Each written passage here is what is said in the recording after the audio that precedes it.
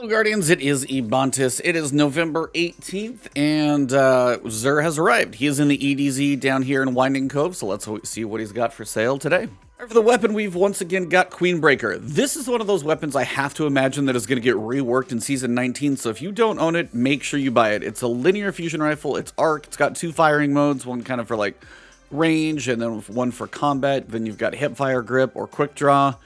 I have to imagine, as this thing has not been used for much of anything, that it's going to be one of the ones that gets a rework. Also doesn't have a catalyst, so if you don't own it, buy it.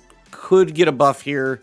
I feel like it needs some love. For hunters, if you like hand cannons, make sure you own a pair of Lucky Pants.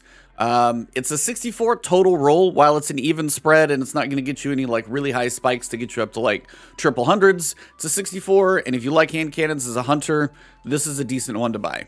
For the Titans, we've got Insurmountable Skullfort. Kills with arc melee abilities trigger health regeneration and restore melee energy. You can kind of almost perpetually do arc melee abilities in PvE, so it's really good.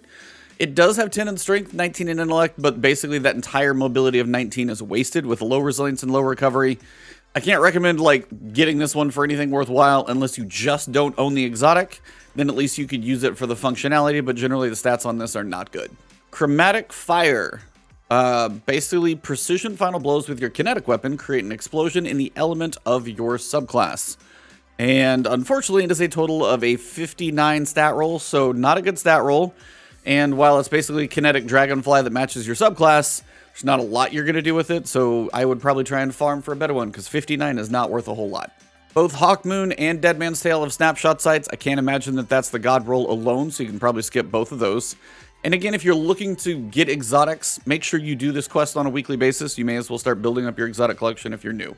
For the weapons, you've got a dynamic sway reduction, demolitionist. It's a decent solar auto. It's a high impact one, but you got range, corkscrew rifling, and you've got tactical mag. It's a decent solar auto. So if you're missing like solar auto rifle, specifically that, this is not a bad one to use in case you do need one for lost sectors or nightfalls or any shield, auto rifle, barrier. Who knows what the requirements are for Season 19. So solar auto rifle, if you don't have one, not a bad one.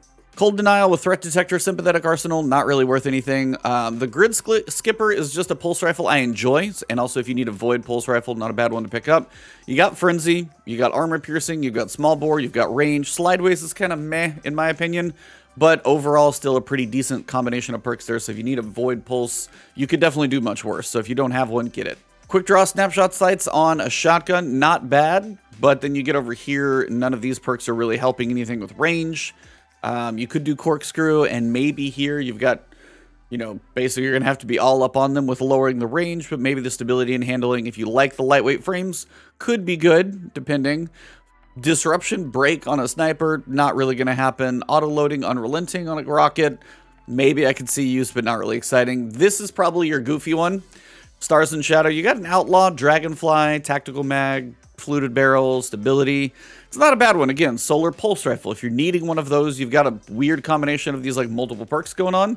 Depending on what's there, Outlaw, Dragonfly, not so bad for PvE. Thresh, I'm not a huge fan, but again, these are not a horrible combination if you're missing certain archetypes. Like as I said, Solar Auto Rifle, Void Pulse Rifle, Solar Pulse Rifle. If you don't have those and you're a newer player, or you just need to slot in something in that in case there's like, you know, barrier champions need auto rifles and it's a solar lost sector or whatever it may be. That type of thing is what I would say these are for if you don't have those.